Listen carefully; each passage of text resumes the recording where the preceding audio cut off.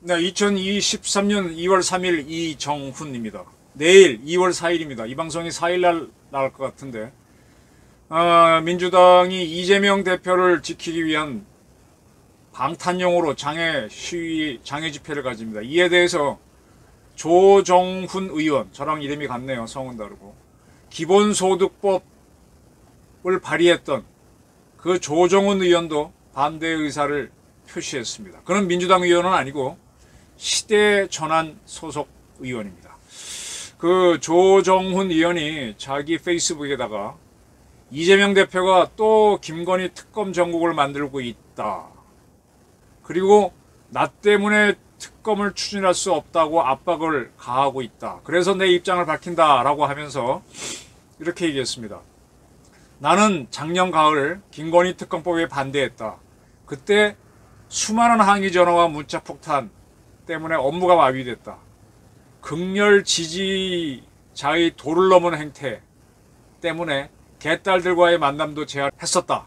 그러면서 저 하나만 고생한 게 아니라 국회도 회기 내내 험한 말이 난무했고 민생 문제는 뒷전으로 밀어놨다. 이번에 뭐 특검 뭐 어쩌고 하면서 민주당에서는 뭐 민생 파탄 떠들어 놓고서는 윤석열 검사 독재 규탄대 이렇게 가지 않습니까? 민생 문제라는 그냥 걸어만 놓고 사실은 이재명 방탄하기 위해서 공안정국을 반대한다. 그런 시위죠. 예, 그걸 딱 이 조 의원도 지적한 겁니다. 그러면서 김건희 특검에 대해서 김건희 특검이 무리라는 것은 이재명 대표와 민주당도 잘 알고 있다고 생각한다. 그들이 행정부와 입법부, 네.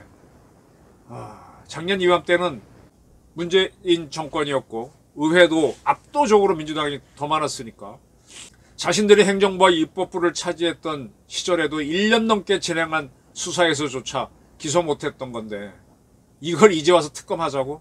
웃기지 말라라고 조 의원이 지적했습니다. 그런데 다시 김건희 특검을 주장하는 거는 이재명에 대한 각종 불법 의혹 기사 줄이기 위해서다. 이슈는 이슈로 덮는다는 전형적인 방법을 쓰고 있다. 물타기 하는 거. 밤샘 토론과 장애투쟁으로 어깃장을 놓고 있다. 과반이 넘는 원내 일당이 국회에서 피켓 시위하는 건 도저히 이해가 안 된다. 이재명 하나 지키려고 제1야당이 볼모로 잡혔다. 그러면서 진짜 민생경제 해라 라고 지적을 했습니다. 이 조정훈 씨는 누군가 하면요. 이제 50이 된 사람입니다. 연세대학교 경영학과를 나왔고요. 그 다음에 그때 이제 CPA 시험, 공인회계사 시험 최연소 합격을 했습니다. 그리고 미국 하버드 대학에 가서 케네디 스쿨, 케네디 스쿨은 우리를 얘기하면 서울대학교에 가면 행정대학원 있죠. 연고대도 있는 그런 대학원을 나왔습니다. 그래서 국제개발 석사 학위를 받고 세계은행에 입사를 했습니다. 세계은행. 국제기구에 들어갔죠. 그 세계은행에 들어가서 이제 가난한 나라, 뭐 방글라데시 뭐 이런 데서 쭉 일을 했고요. 그 다음에 우즈베키스탄도 일하다가 2016년 그때 이제 민주당에서 이분을 영입했죠. 영입했는데 국회의원 선거에는 공천받지 못해서 못 나갔습니다. 그리고 나서 이제 여시제라고 하는 이 기관은 딴 데 한번 기회가 돼서 설명드리겠습니다. 여시제 부원장하고 아주대 통일연구소 소장을 하다가 2020년에 21대 총선이 있었잖아요. 그때 그가 시대전환이라는 정당을 만들었습니다. 만들었는데 정작 선거가 다가오니까 또 민주당에서 들어오라 그랬죠. 거기도 안 들어가고 있다가 당선 가능성이 없어서 그랬겠지만 그때 왜 위성정당을 여야가 모두 만들었었죠. 그래서 민주당에서는 더불어시민당이라고 하는 비례 국회의원 만들기 위한 당을 만들었을 때 거기로 들어갑니다. 그래서 6번으로 공천을 받아가 국회의원이 되죠. 되고 난 다음에 다시 이 더불어시민당을 더불어민주당과 합당한다 할 때 이제 반대를 하죠. 반대하는 걸로 해서 제명이 되는 형식으로 해서 제명되게 되면 비례 국회의원 안 내놔도 되거든요. 그리고 다시 시대전환으로 복귀해서 시대전환 지금 국회의원으로 있는 사람입니다. 근데 그는 더불어시민당 나오고 난 다음에 그 기본소득법을 발의한 적이 있어요. 기본소득법. 이렇게 돈을 나눠줘 갖고 없는 사람들이 그래서 돈을 쓰면 경제가 돌아가게 하자. 소득주도 성장과 비슷한 그런 법안을 냈던 사람입니다. 그러면 상당히 민주당하고 정치적으로 가까운 사람인데도 근데 이번에 이제 민주당에서 자기네 세력에 딸리니까 조정훈 너도 원래 원뿌리는 우리니까 우리랑 같이 해 그러는데 NO! 라고 하면서 자기 입장을 명확히 밝힌 겁니다. 지금 이재명 너무 죄가 쏟아지고 있으니까 그 보도를 덮기 위해서 이슈를 만드는데 이거 아니야 이렇게 합니다. 박영진 의원, 뭐 조홍천 의원 이런 사람들이 합리적인 사람들은 다 알지요.